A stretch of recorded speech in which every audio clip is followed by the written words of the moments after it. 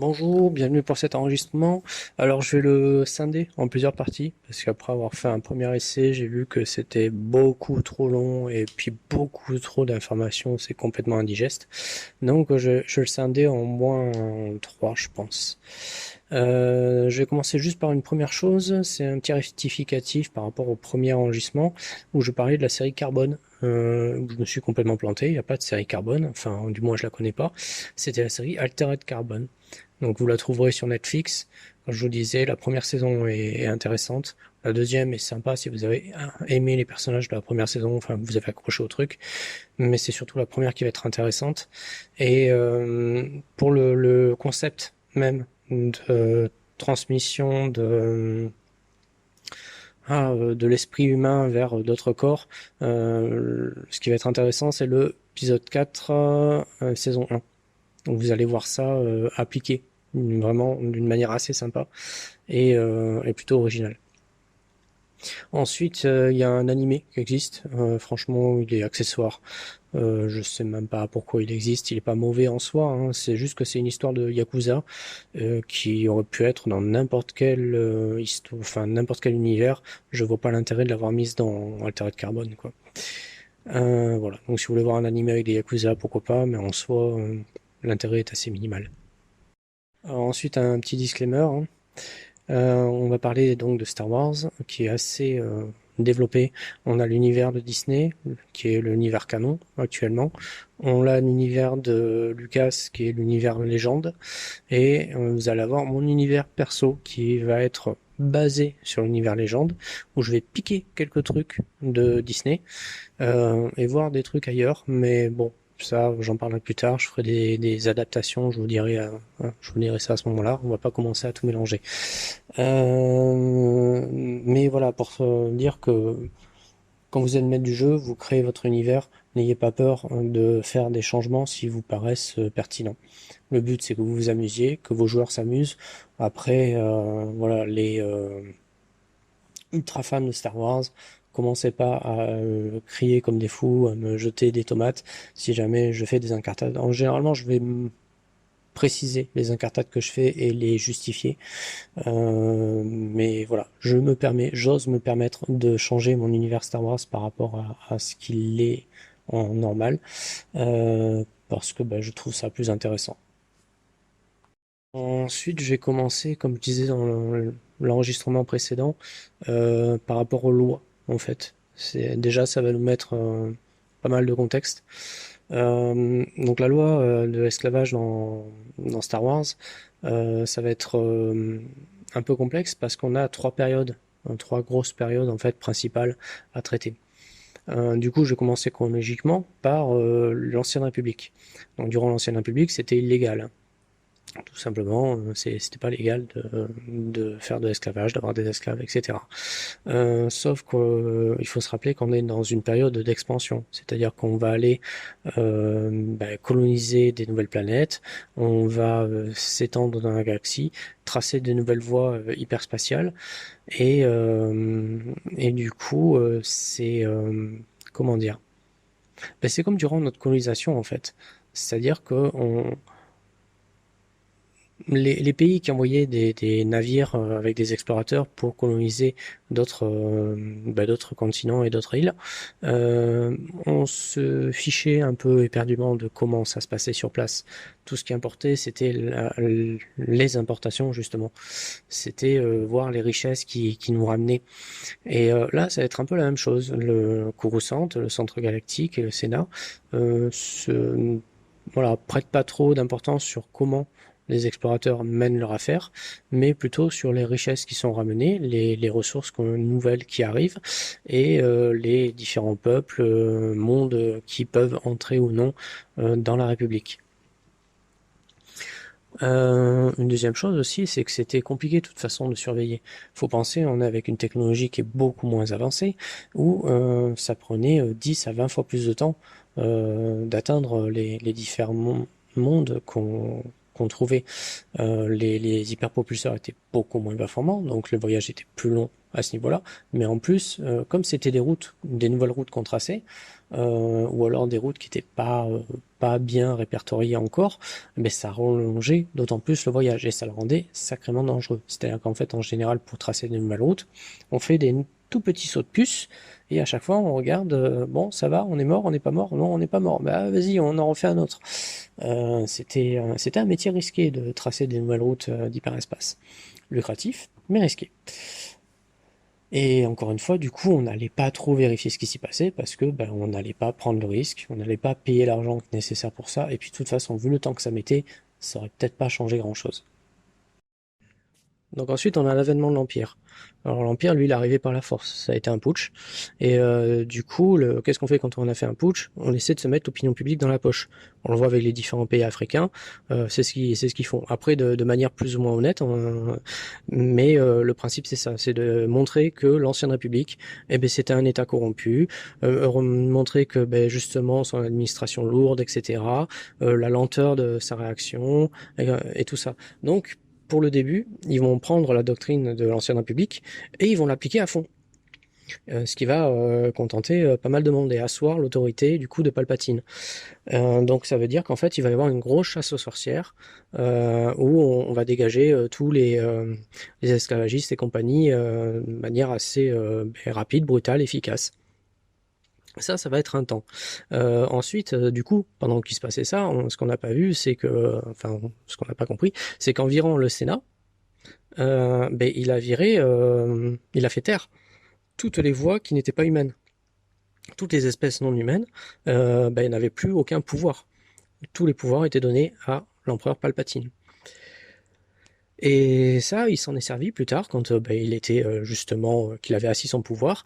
Au lieu de faire ce qu'il avait dit, c'est-à-dire rendre le pouvoir au Sénat, non, lui, il a commencé à faire des lois disant que ben, telle espèce pouvait être asservie. C'est-à-dire qu'au fur et à mesure, il a donné le droit d'esclavage sur certaines espèces. Puis certaines, c'est devenu quasiment toutes. Les seuls qui n'ont pas subi ça, en fait, bah, ce qu'elles ont subi, c'est pas beaucoup mieux. Elles ont dû payer leur liberté via des gros accords politiques, économiques, voilà, ils perdaient énormément de ressources, ils perdaient le contrôle de leur planète. Enfin, ils devenaient des dirigeants fantoches. Enfin, en gros, ils y perdaient beaucoup. Et en plus, souvent, ils devenaient des collaborateurs de l'Empire, ce qui va se payer plus tard, hein. Mais du coup, ils collaboraient avec l'Empire pendant le règne. Donc on est passé de statut illégal à un statut légal. On arrive à la Nouvelle République. Donc là, c'est la partie qui va le plus nous intéresser pour la campagne d'Insider, puisqu'on est à peu près à ce niveau-là, et très jeune. Enfin, c'est vraiment le renouveau de la Nouvelle République, c'est vraiment tout neuf. Du coup, la Nouvelle République, il va falloir vraiment encore une fois, qu'elle se légitime et qu'elle montre patte blanche, mais rapidement, efficacement. Parce que non seulement il faut qu'elle montre qu'elle est meilleure que l'Empire, mais surtout, il faut qu'elle montre qu'elle a appris de ses erreurs qui étaient celles de l'Ancienne République. Parce que l'Empire, ça n'a pas duré si longtemps que ça dans l'univers de Star Wars. Faut compter que l'Ancienne République, ça se compte en milliers d'années. L'Empire, c'est à peine quelques dizaines d'années. C'est vraiment très court dans l'univers de Star Wars. Du coup, les gens se souviennent de l'Ancienne République. Ils se souviennent qu'elle était corrompue. Ils se souviennent qu'elle était très lourde administrativement, que ça ralentissait tout, qu'elle pouvait se montrer parfois injuste. Et, donc, il faut prouver tout ça, il faut légitimer tout ça, dire non, non, c'est bon, on a appris nos erreurs, on va pas vous la refaire, on est des gentils. Du coup, ils vont poursuivre activement et très fortement tous les esclavagistes et mettre fin à l'esclavage qu'avait mis en place l'Empire. Cependant, on va avoir des exceptions. Il y a des peuples dont ils vont avoir besoin et qui sont eux qui pratiquent l'esclavage depuis des milliers d'années et ça va être compliqué de leur faire changer d'avis. Donc c'est vrai qu'il y a certaines exceptions qui vont exister comme ça. En plus, il y a d'autres exceptions qui vont exister parce que il y a une question de besoin. Alors la première que je vais citer parce que on va l'utiliser dans nos parties, c'est les Hutt. les Hutt de tout temps, que ce soit même pendant l'Empire, pendant la guerre des clones, etc. Il a fallu négocier avec les Hutt, parce que c'est une mafia qui quand même maîtrise quasiment toutes les voies hyperspatiales de la bordure extérieure. C'est-à-dire que si on s'entend pas avec les Hutt, on va avoir beaucoup de mal à circuler euh, dans la bordure extérieure en hyperespace. Donc, faut pas se fâcher avec les Hutt. Du coup, on va dire, c'est pas autorisé, il n'y a pas de légalité de l'esclavage pour certains endroits, c'est juste que on va fermer les yeux. Donc même si ils vont faire un grand coup, faut pas compter que ce soit partout, partout, partout. Plus précisément, concernant notre campagne et même d'autres, hein, là, en campagne, on atterrit dans l'espace inconnu. Ça veut dire que c'est un espace qui n'est pas lié ni à l'Empire, ni à la Nouvelle République, et du coup, les lois sont les leurs. Et c'est pareil, on peut tomber sur des mondes qui ont l'esclavage depuis des milliers d'années, ou des mondes où ça va être compliqué de leur faire entendre que non, il faut mettre fin à l'esclavage. Ils vont dire, mais toi, t'es qui, tu sors d'où, pourquoi tu me dis ça? Euh, donc c'est pas si simple. Autre chose, dans la galaxie de Star Wars, on a trop tendance à croire qu'il y a juste la République, et l'Empire. C'est parce qu'on voit quasiment que ça dans les films dans la plupart des, enfin, oui, dans comment on s'appelle dans Clone Wars, c'est pareil, on a tendance à voir que là encore, ils essaient de développer un peu plus parce qu'ils parlent de l'espace Hutt justement, des liens, des accords avec les Hutt à avoir. Donc en gros, c'est pas que ça. C'est pas blanc et noir, juste la zone de la République et la zone de l'Empire. On a des zones qui sont ni de l'un ni de l'autre. Donc je reviens sur l'espace Hutt. Donc c'est une zone spatiale qui appartient totalement aux Hutt, qui est sous juridiction des Hutt. Donc ça veut dire que ce soit l'Empire ou la Rébellion, la Nouvelle République, pour passer dedans, il faut qu'ils aient un accord avec les Hutt. Pour ce qui est des lois, c'est la loi des Hutt. Ils n'ont pas du tout, ils ont rien à dire. La République ou l'Empire, ils ont rien à dire à ce niveau-là. C'est les mondes qui appartiennent aux Hutt, l'espace qui appartient aux Hutt, c'est indépendant des deux autres. À savoir qu'en plus, cette frontière des mondes de l'espace Hutt est très floue, parce qu'on a une frontière qui est dessinée sur la carte galactique, mais les Hutt sont des spécialistes de la corruption et du chantage, qui fait que les gouverneurs planétaires qu'on a autour de l'espace Hutt, ils sont fantoches en fait. Ils sont contrôlés par les Hutt. Donc certes, la carte dit que ça s'arrête à un endroit, mais c'est beaucoup plus flou que ça. On peut se retrouver sur des mondes qui sont de toute façon contrôlés par les Hutt, même si on est censé avoir un gouverneur de la Nouvelle République ou de l'Empire ou autre. Je mettrai juste une précision. Normalement, l'espace Hutt borde une partie de l'espace Botan. À mon avis, les Botan sont suffisamment... alors, je vais pas les détailler maintenant, mais disons que c'est des spécialistes de l'information et ils peuvent être intransigeants sur certains points. Je pense qu'à ce niveau-là, la frontière doit être assez nette et assez bien gardée. Donc autant tout le reste, ça peut être très flou, autant ce qui borde l'espace Botan, là non, il n'y a pas de souci. On sait très bien quand on rentre dans l'espace Botan ou quand on est dans l'espace Hutt, à mon avis, ça doit être limpide. Euh, Ensuite, juste pour continuer sur les Hutt, il faut comprendre qu'ils ont une forte influence. La puissance des Hutt, elle va très loin. Il faut penser qu'on a Tatooine qui est tenue, qui est une planète qui était tenue par Jabba le Hutt. Quand on voit où est Tatooine par rapport à l'espace Hutt, on est super loin quand même. On reste dans la bordure extérieure, mais on est quand même super loin. Donc il faut comprendre que même très loin de l'espace Hutt, on a des planètes qui leur appartiennent. Alors, elles leur appartiennent pas légalement, elles sont pas reconnues comme étant Hutt, mais n'empêche que techniquement, c'est eux qui contrôlent cette planète. Ensuite, leur influence va aussi même jusqu'au centre galactique, c'est-à-dire qu'ils ont leur influence même jusqu'à Coruscant. Alors là, pour le coup, ils n'ont pas la main mise sur Coruscant, ils ont de l'influence. Poum poum poum. Je pense que c'est tout pour l'instant pour les Hutt. Après, je développerai sûrement plus tard. Mais bon, les Hutt, à eux seuls, faudrait tout un audio et ça serait très long. Euh, Ensuite, ce qu'on ne développe pas au sein de la Nouvelle République concernant l'esclavage, c'est les rancœurs. Je veux dire, Je vais citer deux exemples. On a par exemple les Trandoshan qui se sont spécialisés dans la chasse et la mise en esclavage des Wookiees, et qui ensuite revendaient les Wookiees à l'Empire. Et ça se ressent pas trop après. On a l'impression que bah, le Sénat, la Nouvelle République remet le Sénat en route. On a les Wookiees, les Trandoshan, voilà, pas de problème. Des Wookiees et des Trandoshan se croisent, pas de problème. Ça pour moi c'est pas possible. Faut penser, on a un peuple qui s'est fait chasser, où des familles ont été séparées, mises en esclavage, envoyées à l'autre bout de la galaxie. Il y en a qui n'ont jamais revu leur famille, même après la guerre. Je pense pas que ça se termine juste comme ça. Donc pour moi, il y a une guerre, alors froide mi-tiède. C'est-à-dire il y a une guerre froide, on va dire, entre les Trandoshan et les Wookiees.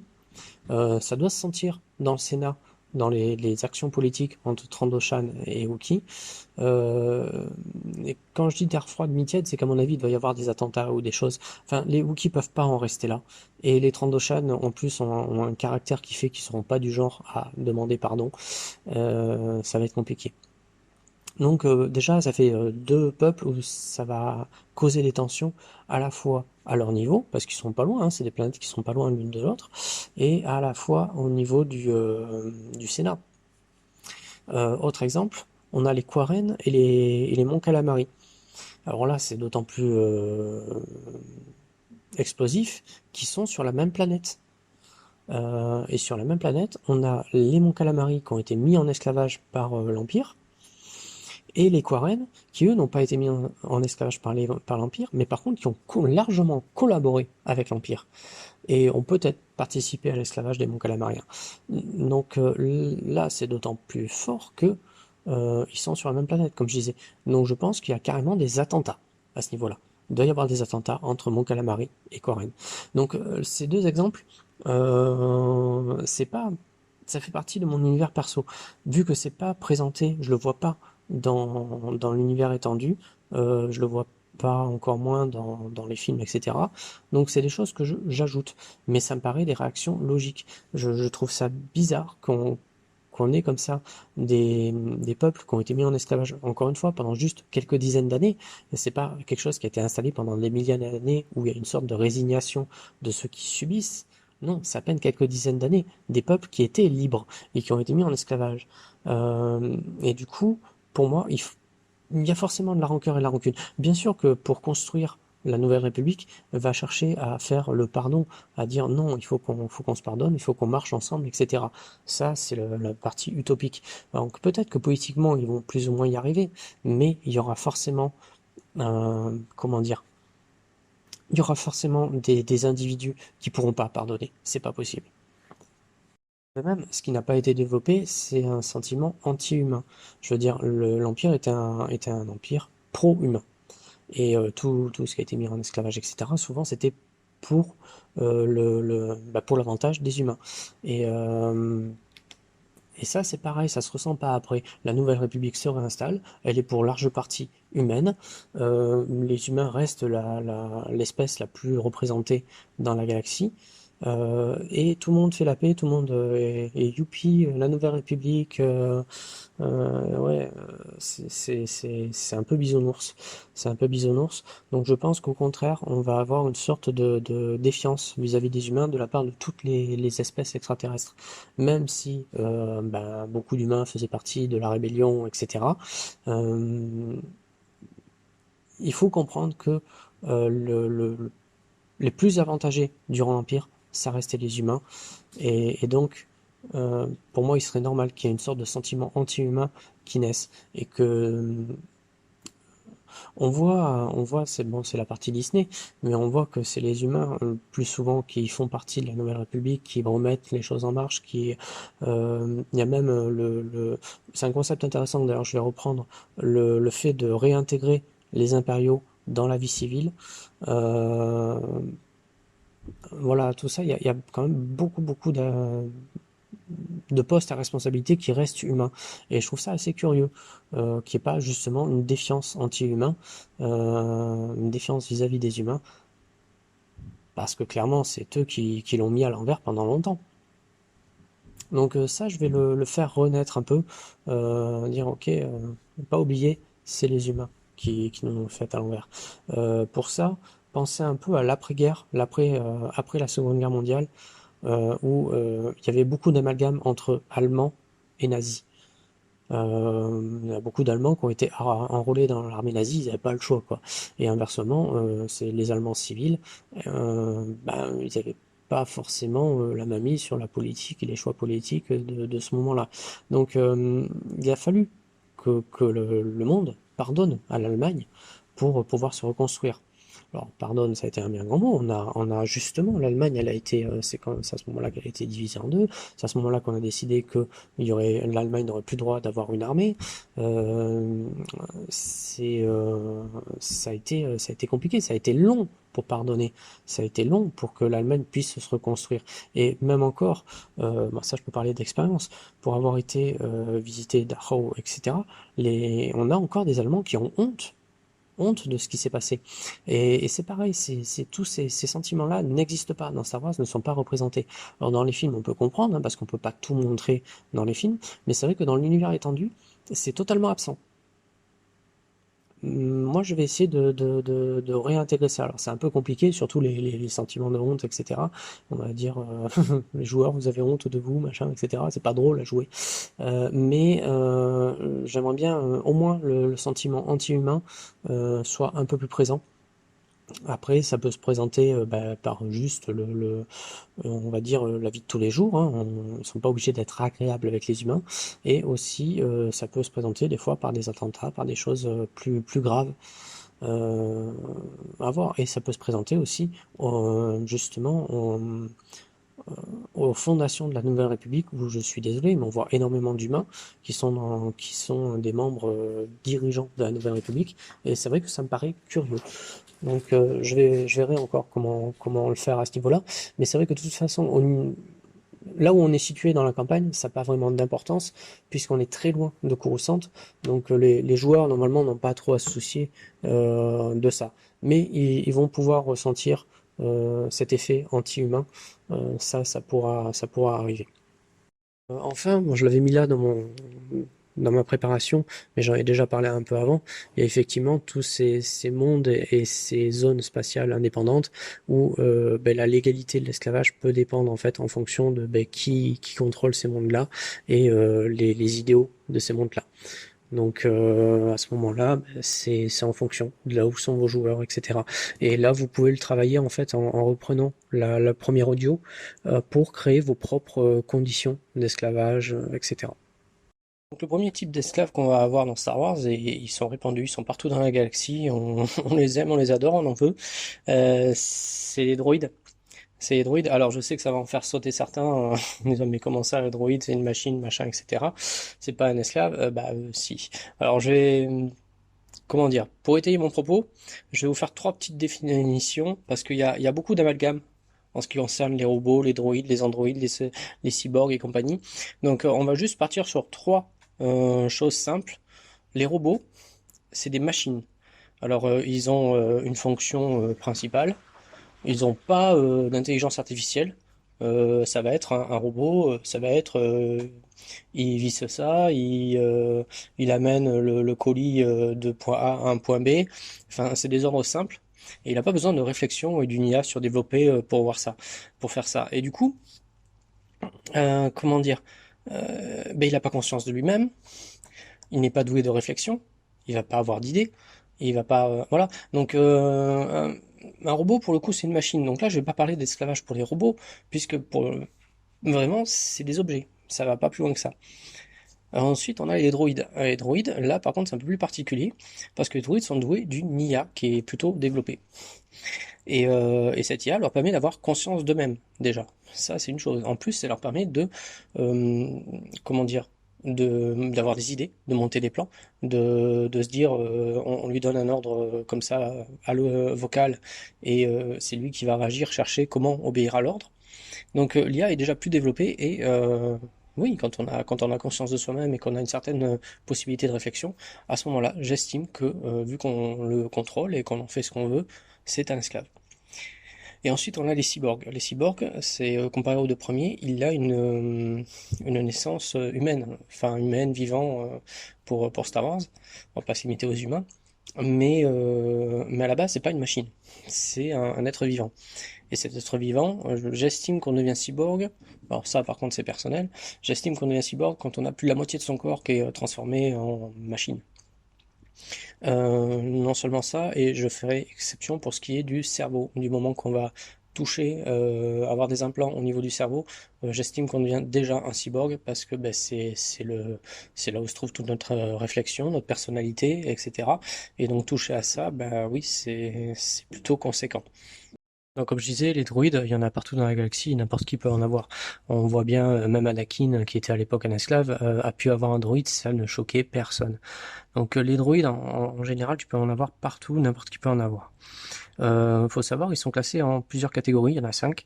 Je vais pas vous faire le détail des différentes catégories, etc. On va essayer d'éviter d'alourdir tout le temps plus l'audio. Par contre, il y a sur ces 5 classes, il y en a une que je demanderais de retenir, c'est la classe numéro 4. Parce que c'est les droïdes assassins, militaires, les droïdes garde du corps, enfin voilà, c'est des droïdes qui vont être combattants. Et c'est des droïdes qui vont avoir une IA hyper développée. C'est des droïdes qui sont capables de tuer. Du coup, ils ont une IA extrêmement développée. Pourquoi? Parce que ben, comme les droïdes assassins ou les droïdes militaires sur le champ de bataille, ils se retrouvent face à des situations totalement imprévisibles. Ce qui fait qu'on a besoin que leur IA soit capable de réagir en fonction de ces situations imprévues. Donc ils ont une IA extrêmement développée. C'est pour ça qu'on voit souvent les droïdes IG ou HK qui traînent un peu tout seuls et ont pris leur indépendance.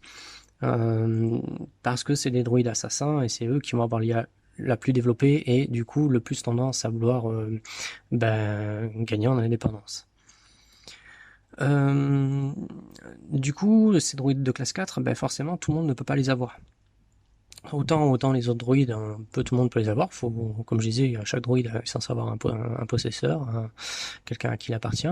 Mais les droïdes de classe 4, bah, faut une autorisation. Faut une autorisation qu'on soit un particulier ou une armée, etc. Il faut avoir une autorisation. Et en plus, il y a certains mondes qui les refusent. Tout comme il y a certaines armes qui sont extrêmement dangereuses, qui sont refusées dans certains mondes où on peut pas sortir avec. Tu les laisses dans ton vaisseau. Les droïdes de classe 4, c'est pareil. Il y a certains mondes, ils vont refuser d'avoir un droïde de classe 4 qui se balade sur leur sol. Donc du coup, vous allez me dire, mais oui, justement, on voit des droïdes de classe 4 qui se baladent un peu tout seuls, alors que je viens de dire que la loi disait qu'ils devaient être détruits, et surtout les droïdes de classe 4. Le problème, c'est que, déjà, ils sont hyper dangereux. Donc c'est pas n'importe qui va essayer de s'atteler à des... comment dire, à démonter un droïde de classe 4. Ça, déjà, c'est une chose. On pourrait imaginer on va dire une catégorie de chasseurs de primes qui se seraient spécialisés là-dedans, des sortes de Blade Runner qui chargeraient les droïdes de classe 4 indépendants. Ça pourrait être assez sympa. Mais bon, sachant qu'il n'y en a pas non plus 15 milliards dans la galaxie, hein, c'est pas. Mais c'est vrai qu'on en voit quelques-uns. Du coup, on pourrait me dire, oui, mais il y a les G88 qui se retrouvent sur un Star Destroyer avec Dark Vador et ils lui foutent la paix. Euh, comment dire? Alors ça, c'est mon interprétation perso, mais je pense qu'Anakin, il a déjà de base, il a un certain rapport avec les droïdes qui fait qu'il les aime bien. Il préfère les machines aux êtres vivants, sachant qu'en plus, quand il est Vador, il est lui-même on peut le considérer comme cyborg, il est lui-même à moitié machine. Et le fait d'avoir été esclave aussi, je pense qu'il se sent très proche des droïdes finalement. Et c'est pour ça que IG-88, à mon avis, il a toute confiance en IG-88 pour faire sa mission et pas comme étant un élément dangereux face à lui. Donc voilà, pour moi, ceci explique cela. Après, encore une fois, c'est une interprétation personnelle. Dans les lois de la Nouvelle République, enfin de la République en général, hein, et même c'était valable aussi pendant l'Empire, normalement vous êtes censé amener votre droïde tous les ans, se faire réviser et effacer la mémoire antérieure. Alors, quasiment personne ne le fait, on est d'accord, hein, à chaque fois qu'on croise un droïde, il a clairement développé une personnalité, même des fois on nous dit « Ah non, non, j'ai jamais effacé la mémoire antérieure, non, non, il est bien comme ça ». Donc c'est pas très appliqué. Alors il y a deux choses qui font que c'est pas très appliqué. La première, c'est que c'est fastidieux. Franchement, c'est comme nous, normalement, nos PC, on est censé les formater, les remettre d'usine tous les ans pour être sûr que bah, on n'a pas trop installé de conneries, etc. Et ça lui donne une bouffée d'oxygène. Clairement, qui le fait. Enfin, voilà, c'est chiant. C'est fastidieux à faire. Et puis après, il faut réinstaller tous ces programmes. Et les Droids, c'est pareil. C'est une fois qu'on le remet d'usine, c'est-à-dire qu'il faut réinstaller tout ce qu'on a installé entre-temps. Et surtout, vu que c'est des intelligences artificielles évolutives, il faut qu'il réapprenne tout ce qu'il avait appris. Et ça, c'est compliqué. Hein, toute l'expérience qu'il a eue est perdue.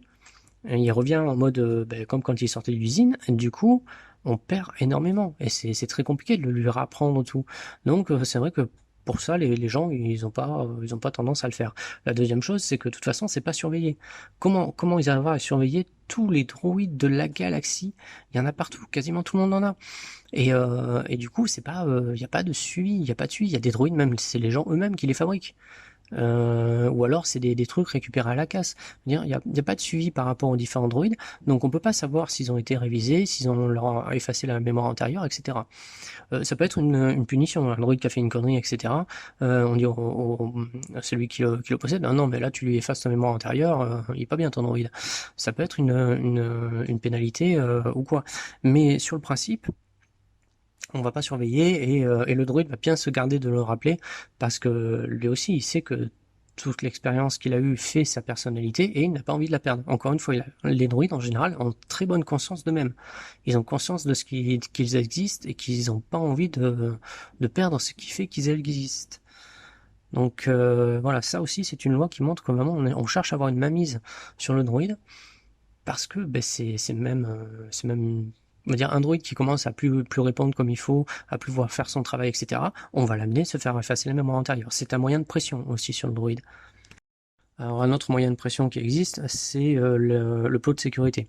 On le voit dans les films et même plusieurs fois dans les séries. Le plot de sécurité, en fait, c'est une sorte ça ressemble à un bouchon, en fait, qui est électromagnétique, qui se met contre la carcasse du droïde. Et soit on a une télécommande et quand il obéit pas ou qu'on n'est pas content, on appuie sur le bouton et ça lui envoie une sorte d'impulsion électromagnétique qui peut aller jusqu'à le mettre KO. Soit c'est par rapport à une zone. On peut avoir une zone de travail, on veut pas qu'il en sorte, et on lui colle un plot comme ça pour bah, dès qu'il s'approche de la sortie, pouf, il est éteint, pour éviter qu'il s'en aille ou quoi. Donc le plot de sécurité du coup va pas effacer sa personnalité, hein, il va rester tel qu'il est, mais ça va le contraindre bah, à faire ce qu'on veut. Ça revient un peu au principe quand on met des implants ou mettre une chaîne à un humain. Voilà, c'est un moyen oui, de contraindre le droïde. Donc, je crois que la seule mention d'un droïde qui essaie de soulever les autres, c'était dans Solo. Bah, comme c'est pas un film qui a forcément marqué, c'est assez anecdotique. Mais ouais, les droïdes pourraient très bien se soulever s'ils arrivaient à comprendre que bah, ils se font avoir. On peut voir l'ingratitude qui existe entre les vivants et les droïdes. Hein. Les droïdes, en général, ils font ce qu'ils peuvent pour servir le vivant. Et franchement, ils s'en prennent un peu plein la gueule. Mais enfin voilà, c'est pour vraiment appuyer le fait que oui, les droïdes sont des esclaves et ils sont traités comme des esclaves un peu partout dans la galaxie. Alors, faut penser que les droïdes dans Star Wars ne répondent pas aux trois lois d'Asimov.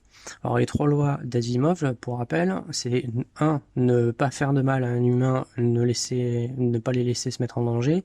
2. Obéir aux ordres. 3. Protéger son existence. Et surtout, ce qu'il faut retenir, c'est que ces lois sont hiérarchisées. C'est-à-dire que la deuxième et la troisième ne doivent pas, enfin, la deuxième ne doit pas aller à l'encontre de la première, la troisième ne doit pas aller à l'encontre de la première et la deuxième. Ça n'existe pas dans les droïdes de Star Wars. Alors si je fais le détail, ne pas faire de mal à un humain, sur le principe, quand il sort d'usine, bah, s'il peut éviter, il va éviter, mais il va pas forcément faire gaffe, quoi. Les droïdes, ne pas faire de mal à un humain, déjà tout ce qui est classe 4, justement, bah, ils sont là pour faire du mal à enfin, humains vivants, hein, j'entends bien, ça peut comprendre aussi les extraterrestres, etc. ne pas faire de mal à des vivants, voilà, c'est leur boulot de faire du mal à des vivants, donc c'est un peu compliqué. Du coup, cette loi-là, elle n'existe pas. Ne pas les laisser se mettre en danger, c'est pareil. Quand ils sortent d'usine, je dis bien quand ils sortent d'usine, ils en ont pas rien à foutre. S'ils voient un humain qui va aller devant un précipice et est prêt à sauter, bah il va juste se demander mais qu'est-ce qu'il fait cet humain, il a un bug, et il va voir l'humain sauter, hein, il va pas l'empêcher de le faire. C'est plutôt quand ils se sont développés, quand ils ont fait évoluer leur IA, où là, ils peuvent prendre la décision de dire non, mais je vais pas le laisser mourir. C'est quand ils ont gagné de l'expérience et justement de l'intelligence avec une IA évolutive, où ils vont pouvoir se dire non, je le fais pas. Mais c'est pas une programmation. C'est-à-dire qu'à ce moment-là, c'est lui qui a décidé que le vivant en question avait plus valeur que lui-même et essayer de le sauver. Ça, comment dire, c'est avec le développement de l'IA. Mais un droïde sorti d'usine, cette loi-là, pareil, il ne la connaît pas. Ensuite, on a doit obéir aux ordres. C'est à peu près la seule loi qu'ils ont tous. Ils doivent obéir aux ordres. Alors après, la différence, c'est que les ordres vont être limités à une personne, un groupe de personnes, en fonction de sa programmation. Ça peut être des droïdes publics. À ce moment, ils vont obéir à tout le monde. Mais on n'est pas, voilà, les droïdes n'obéissent pas forcément à tout le monde. Ça dépend de leur programmation. Et par contre, encore une fois, vu que la première loi n'existe pas, si on leur demande de faire du mal à quelqu'un, ça va dépendre du droïde. Les seuls droïdes qui vont comme ça faire gaffe aux vivants, ça va être les droïdes médicaux, les droïdes chirurgiens, etc. Tous ceux qui sont de base programmés pour sauver la vie, oui, eux, ils vont avoir un problème si on leur demande de tuer des gens. Clairement, ça va pas rentrer dans leur truc. Après, tuer des gens, je crois que la plupart des droïdes ne peuvent pas le faire, mis à part ceux de classe 4, délibérément. Par contre, si tu donnes un ordre qui va mettre quelqu'un en danger, ça c'est possible. Mais oui, je suis pas sûr que les droïdes mécano, les droïdes de protocole et tout ça, si on leur demande de tuer quelqu'un directement, non, ça va peut-être pas rentrer dans leur programmation. Mais c'est pas, comment dire, c'est pas un code hiérarchisé ou quoi. Et encore une fois, selon le type de droïde, ils vont peut-être pas avoir l'instinct de le faire, mais si selon comment ils ont évolué avec leur IA, ça peut arriver. Ensuite, le dernier point, c'était doit protéger son existence. Là aussi, ça va dépendre en fait. Enfin non, pour les droïdes, oui, ils vont le faire. Les droïdes, ils ont conscience d'eux-mêmes, ils vont avoir tendance à protéger leur existence. Mais encore une fois, contrairement aux 3 lois d'Asimov, comme il n'y a pas de hiérarchisation, certains droïdes, même si ça met en danger un vivant, peut-être cherchera-t-il à se protéger tout de même.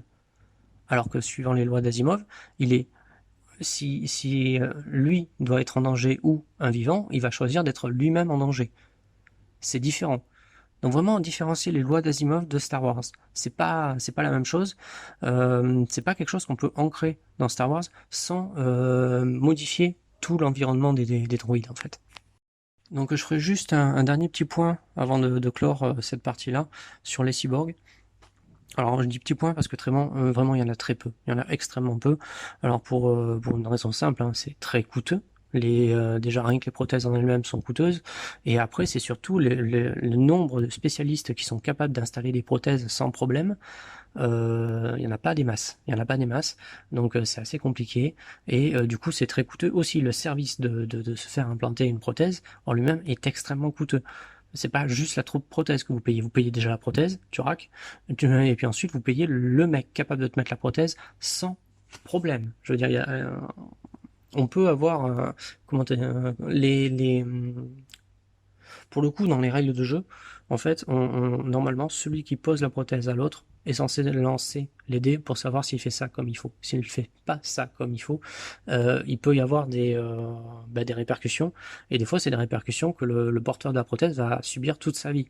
Donc c'est pour ça qu'on essaie vraiment d'avoir les meilleurs spécialistes quand on cherche à se faire poser une prothèse. Tout ça pour dire que c'est rare, c'est extrêmement rare, et c'est extrêmement coûteux. Ce qui fait que la plupart des cyborgs, en fait, ont un mécène. Parce que la plupart du temps, les gens peuvent pas se payer ça. Donc ils ont un mécène, et le plus souvent, pour remercier le mécène, eh bien, ils se mettent à leur service. Tout simplement. Alors niveau législation, c'est comme pour les droïdes de classe 4, en fonction des prothèses que vous avez mis, selon si c'est des prothèses plus ou moins dangereuses, agressives ou quoi, ou légales, il y a des prothèses illégales hein, totalement. Ça peut être compliqué d'aller à certains endroits ou certaines planètes, etc. Il y a même des planètes qui vont pas vouloir du tout de cyborg, ils vont trouver ça contre nature, etc. Mais il y a des prothèses qui sont, pareil, classées, dangereuses, etc., qui sont pas acceptées dans certains mondes. Inversement, il y a des prothèses, généralement c'est les plus simples, qui prennent l'apparence du membre disparu, enfin voilà, qui sont camouflés et qui passent très bien pour tout le monde. Hein, on s'en rend pas compte si on regarde pas de trop près. Ça peut être intéressant. Sachant que, j'en ai pas parlé, mais il n'y a pas de droïde à apparence humaine ou de n'importe quel extraterrestre. Ça n'existe pas dans Star Wars. Si, du coup, j'ai loupé un truc important. Je vous ai pas parlé de la révolte des droïdes. En fait, il y a des milliers d'années, il y a eu une révolte des droïdes, une révolution même, où les droïdes se sont rebellés contre tous les vivants. Et ça a été meurtrier. Ça a été extrêmement meurtrier. Alors non seulement par rapport à un droïde de classe 4, alors à l'époque c'était les HK qui ont fait du dégât, mais même des droïdes en fait justement comme il n'y a pas ces lois d'Asimov, des droïdes qui pouvaient être avec des outils ou quoi qui s'en prenaient aux êtres vivants, ça a été extrêmement meurtrier et dégueulasse. Hein, voilà. Et c'est en fait c'est depuis ce moment-là que découlent les différentes lois dont j'ai parlé. Le fait qu'on doive effacer la mémoire antérieure de chaque droïde tous les ans, ça vient de là. C'est pour éviter qu'il leur revienne cette idée-là de se révolter.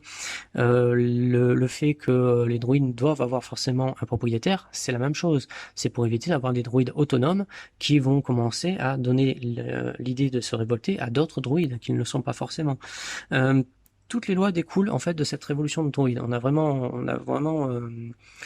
appris de cette erreur-là, sauf que ça fait tellement longtemps qu'on commence à oublier. Et pourtant, il y a eu une révolte plus récente où justement c'était des IG qui se sont révoltés et pareil ça a pas trop marqué les esprits plus que ça. Je pense que alors soit politiquement ça a été un peu planqué, mais en tout cas c'est curieux qu'après une nouvelle révolte de IG il n'y ait pas eu de prise de conscience du public pour justement dire oh, on va vite ramener nos droïdes se faire effacer le moment antérieur là ça craint.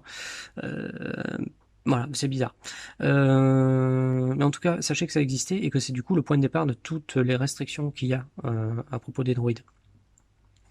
Ensuite, dernière chose, je reviens du coup, fin de la parenthèse qui aurait dû être traitée avant. Je reviens sur les cyborgs. Je reviens sur le cas de Lobo, par exemple, qui lui a dû troquer une partie de sa personnalité pour installer ses implants.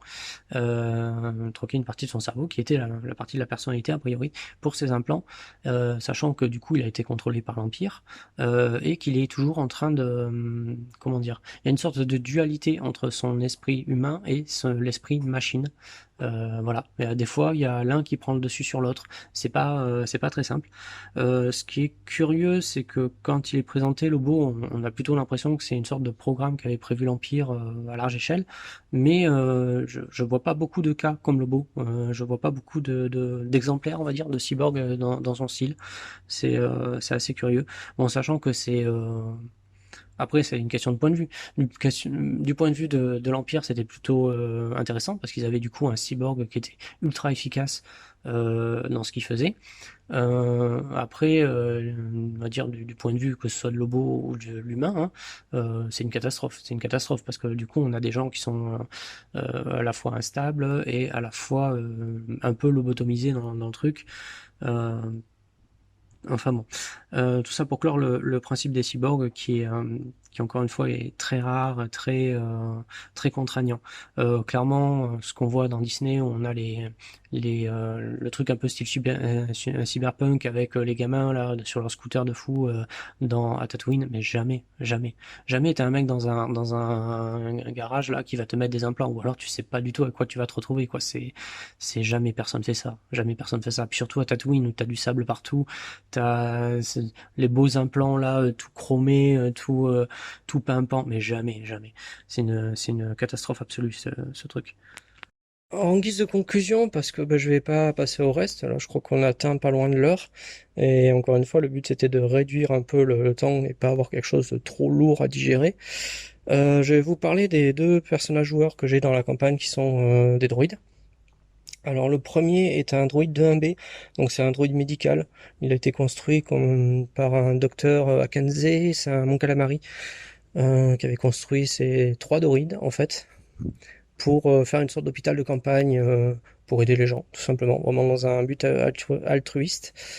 Et sur ces 3 droïdes, donc j'ai le joueur qui a choisi d'en incarner un.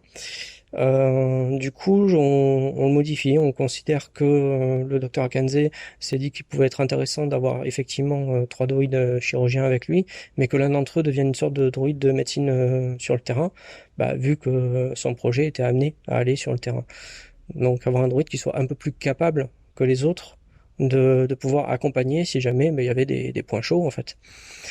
Du coup, on va le modifier un peu, parce qu'un droïde de 1B de base, déjà ça bouge pas bien, ça se déplace pas vite, et si on n'a pas envie de ralentir le groupe et que ce soit chiant à la longue, on va lui mettre une locomotion un peu plus adaptée. Ensuite, on va le blinder un peu, on va lui rajouter des dés de blindage, pareil, histoire que il soit pas cassé au moindre choc, que pareil, pas au moindre coup de blaster ou quoi, qu'il soit là un peu plus, voilà, qu'il puisse tenir le coup. Sachant qu'en plus c'est un droïde pacifique, hein, il va pas avoir des grosses capacités de défense, donc c'est pas mal de le blinder un peu. Euh, du coup, son IA elle est assez jeune, hein, le projet était au tout début, avant qu'il soit attrapé par le Mossad. Donc il n'y a pas une IA qui est encore extrêmement développée. De toute façon, on va dire il va obéir plus ou moins à la première loi d'Asimov, on va le dire dans l'autre c'est mieux, d'Asimov, qui est de protéger le vivant, parce que justement c'est un droïde médical, donc il va avoir tendance à essayer de vouloir sauver les gens. Et puis voilà, ça me paraît pas mal. Donc ça peut être un droïde intéressant, de toute façon un soigneur dans le groupe c'est toujours intéressant à certains moments. Et puis que ce soit Android, c'est plutôt cool. Je ferai un audio spécifique sur comment gérer Droid dans Star Wars en termes de règles.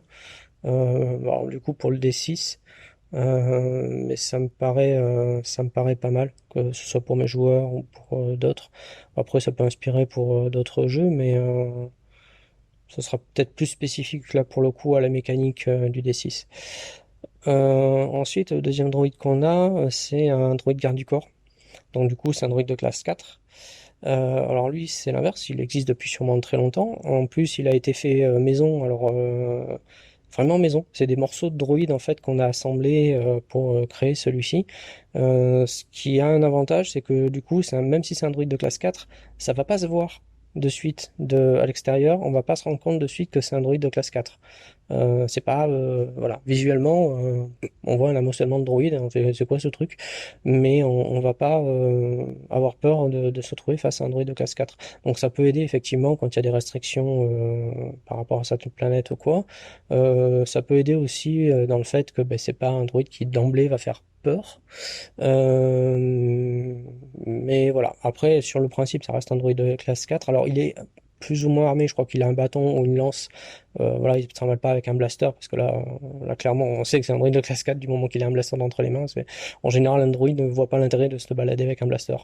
Euh, donc ça, et en fait, du coup, ce qui est intéressant avec celui-ci, c'est que ben, un droïde garde du corps, mais qui a échoué à sa mission. Et du coup, il part à la poursuite du Moff Sarn, qui a ben, tué son protégé. Alors, ce qui est pas mal, je trouve ça plutôt sympa d'avoir un droïde qui est en mode vengeance, sachant qu'un droïde, la vengeance, bah, c'est pas quelque chose d'inné. Donc, il y a effectivement cette réflexion. Et puis surtout, je suis pas sûr qu'il soit dans l'optique de la vengeance en lui-même. Je suis pas sûr que le droïde en lui-même sache ce qu'il fait. Il, il part du principe que il a tué sa protégé, donc je le poursuis. Mais je sais même pas si c'est ce qu'il va faire une fois qu'il aura trouvé. Donc ça, c'est assez sympa. Parce que n'importe quel autre droïde aurait réagi, bon, ben, échec à la mission, je rentre à la maison. Ah non, non, lui, non, je vais trouver celui qui m'a fait échouer à la mission. Voilà. Est-ce que c'est parce qu'il a fait échouer à la mission? Est-ce que c'est parce qu'il avait une empathie avec celui qui protégeait? Est-ce que c'est parce que il refuse, dans sa programmation d'accepter l'échec?